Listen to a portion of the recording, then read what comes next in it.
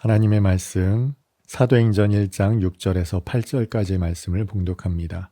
그들이 모였을 때 예수께 여쭈어 이르되 주께서 이스라엘 나라를 회복하심이 이때니까 하니 이르시되 때와 시기는 아버지께서 자기의 권한에 두셨으니 너희가 알 바 아니요 오직 성령이 너희에게 임하시면 너희가 권능을 받고 예루살렘과 온 유대와 사마리아와 땅끝까지 이르러 내 증인이 되리라 하시니라. 아멘. 여러분은 요즘 무엇에 관심을 두고 사십니까? 사람마다 관심사가 다를 거예요. 정치에 관심 있는 분도 계실 것이고 경제 문제에 민감하신 분도 계실 겁니다. 인간관계에 관심을 두거나 취미생활에 푹 빠져 사시는 분들도 계실 겁니다. 아마 대부분의 사람들은 바로 여기에 관심이 있을 겁니다. 때와 시기에 관한 관심입니다. 여러분들 중에 혹시 이사가는 날짜나 시간을 두고 특정한 때 날짜에 이사를 가야 한다 그런 분들 계십니까? 이사가는 날짜를 중요하게 여기시는 분들이 계시더라고요. 어차피 들어가서 사는 거라면 어느 날짜에 가든 무슨 상관이 있겠습니까? 어느 때 어느 시기에 태어난 것이 우리의 운명을 결정짓는 것과 무슨 상관이 있겠습니까? 그런데 많은 사람들이 바로 이 때와 시기에 관심을 둡니다. 그리고 이것이 우리의 운명을 결정짓는다고까지 생각을 해요. 사람들은 때와 시기에 관심이 많습니다. 말을 해야 할 때가 있고 하지 말아야 할 때가 있겠죠. 사람을 만나야 할 때가 있고 헤어져야 할 때가 있을 겁니다. 그 길을 걸어가야 할 때가 있고요. 잠시 멈춰야 할 때도 있을 겁니다. 요즘 같아서는 오를 때가 있고 내릴 때가 있기 때문에 그 어느 때보다 사람들은 이 때와 시기에 관심이 많습니다. 그런데 우리가 이렇게 때와 시기에 관심을 갖는 이유는 우리가 모르기 때문에 그렇습니다. 여러분 생각해 보세요. 어떻게 될지를 다 알고 있다면 여러분이 때와 시기에 대해서 관심을 가지시겠습니까? 그런데 이 때와 시기에 관해, 아니 모든 일에 관해 이미 다 아시는 분이 계시죠? 우리 주님은 모든 것을 이미 다 알고 계세요. 베드로가 언제 주님을 부인할지 이미 알고 있었습니다. 어떠한 죽음으로 하나님께 영광을 돌릴지도 알고 계셨어요. 가룟 유다가 당신을 팔 것도 아셨고요. 예루살렘이 무너질 것이라는 것도 이미 다 알고 계셨습니다. 이 모든 것들을 모르는 저나 여러분들은 그 때와 시기에 관해 관심을 둘지 모르겠습니다만 모두 다 아시는 주님이라면 무엇에 관심하셨을까요?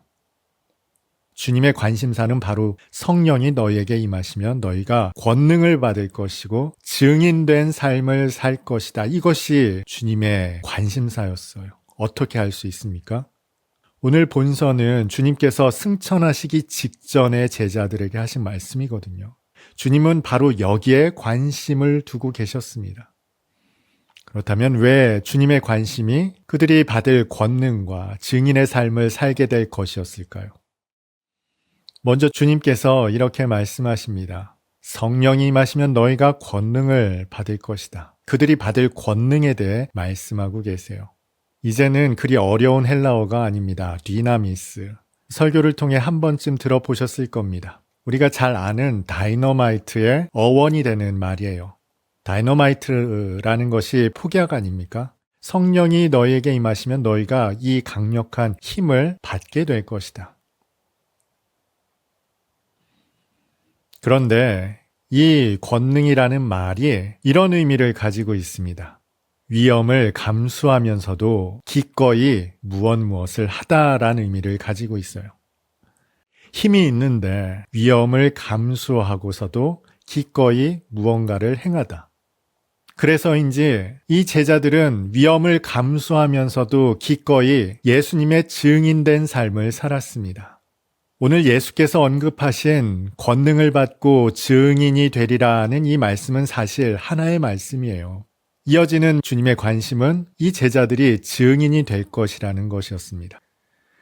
여러분, 증인이 증언을 하는 것 아무렇지도 않은 일이 아니에요. 오늘 본문에 사용된 증인이 되다, 이 증인이라는 말은 헬라어 마르티스라는 말인데요. 이것은 법정 용어입니다. 법정에서 증언을 할 때 얼마나 번거롭습니까? 법원에서 호출을 하면 가서 증언을 해야 됩니다. 게다가 이 증언을 할 때 거짓말을 하게 되면 위증의 벌을 받게 됩니다. 증언을 한다고 해서 이 증인에게 유리한 것이 하나도 없어요. 이익이 되는 것이 하나도 없습니다. 증인이 되어 증언하는 삶을 사는 것은 아무런 유익이 없는 삶이에요.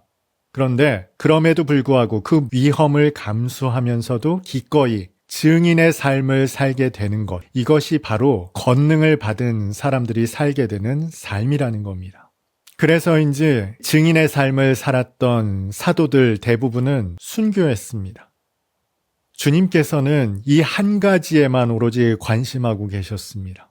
당신이 사랑하시는 제자들이 성령께서 임하시면 권능을 받게 될 것인데 그 받은 권능으로 말미암아 위험을 감수하면서도 증인의 삶을 살 것이기 때문이었어요. 그래서 승천하시는 마지막 순간 증인이 될 것이다 말씀하시는 거예요. 이것이 바로 기독교 복음의 본질이기 때문에 그래요. 그런데 아무리 생각해도 이상하지 않습니까? 성령께서 임하신다는 것이 무슨 뜻입니까? 성령 하나님께서 우리 가운데 임하신다는 거예요. 하나님께서 임하셨는데 위험을 감수하면서도 증인이 된다.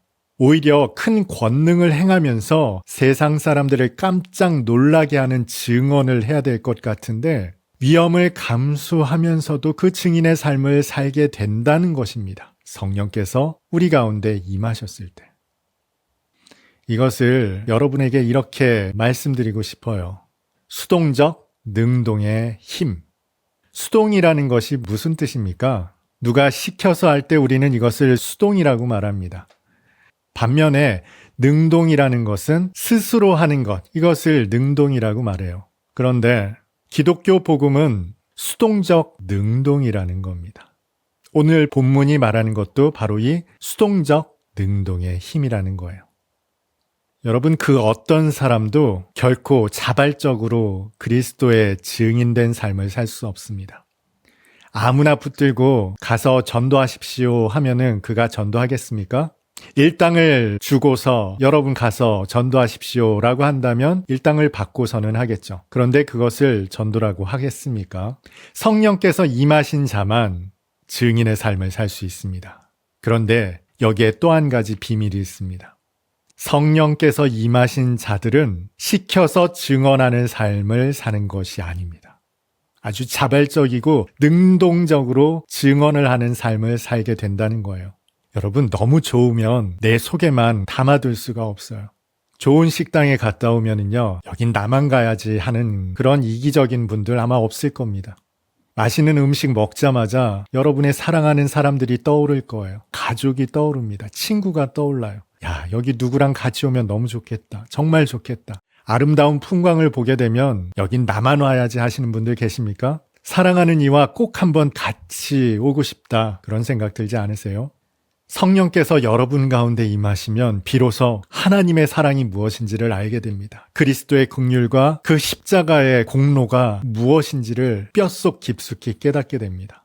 그런 저와 여러분에게 증언하지 않고서는 견딜 수 없는 마음이 생긴다고요. 그래서 성령께서 임하시면 여러분은 위험을 감수하면서도 기꺼이 복음을 전할 수밖에 없는 증언하는 삶을 살게 됩니다. 반드시 증인이 되는 거예요. 그런데 이 증언 자발적으로 하는 것입니다. 누가 시켜서 하는 게 아니에요. 이 모순되는 표현, 수동적 능동. 그런데 이 그리스도인들에게는 너무나 자연스러운 표현이 됩니다. 한 남자와 여자가 결혼을 해서 아이를 갖게 됩니다. 어머니가 이 아이를 낳게 되죠. 우리는 이것을 두고서 아이가 태어났다라고 말합니다. 아이가 어떻게 태어나죠? 아이가 엄마의 자궁을 열고 밖으로 나옵니까? 어떤 새끼도 어떤 아이도 스스로 엄마 뱃속에서 나올 수 없어요. 그런데 우리는 이것을 두고서 아이가 태어났다라고 이야기하죠. 이것이 바로 대표적인 수동적 능동의 의미입니다. 이런 수동적 능동은 우리의 일상에도 있어요. 그것은 바로 사랑입니다. 앞서 시켜서 하는 것을 수동이라고 말씀드렸죠. 자발적으로 스스로 하는 것을 능동이라고 말씀드렸어요.